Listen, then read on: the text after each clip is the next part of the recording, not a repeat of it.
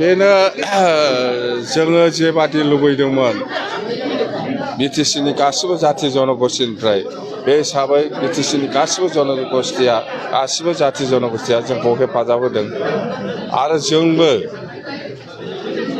जों जेरै लुबैदों जिहेतु जोंखौ सहाय खालामदों बिपिएफ हान्जाखौ जोंबो बिपिएफ हान्जानिफ्राय गासिबो जाथि जनगोष्ठीनि जिथु लुबैनाय बेखौ सुफुंनो थाखाय जोङो सेस्था खालामनांगोन।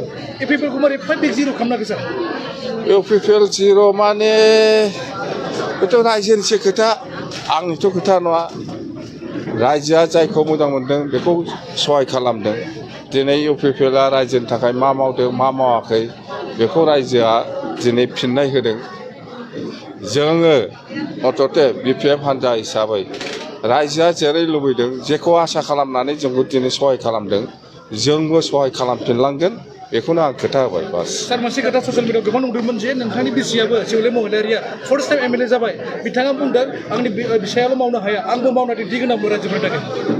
बेथ' बेक्तिगत खोथा मावनांगोन जिहेतु रायजोआ गोबां आसा खालामनानै सेउलिखौ एमएलए खालामबाय रायजोनि आसा खालामनाय बादि बिथाङाबो मावनांगोन। सार दिपेन बर'आ बुंदों दा एबारनि इलेक्सना माहारिबा जायाखैनो माने फैसानि गेम जादों होनना बुंदों फेस टु फेसनि गेजेरजों। बेलाय दिपेन बर'निसो खोथा दिपेन बर'आ जाहैबाय आबसुनि प्रेसिडेन्ट।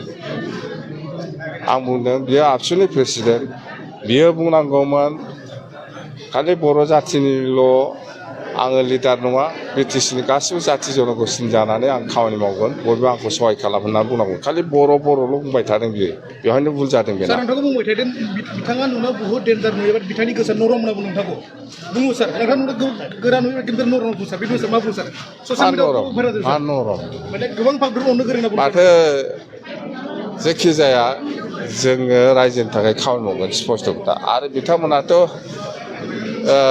दलखौनो आरो नामखौ सोलायबावसिगोन नामा बिसोरनाथ' अयभास दङ।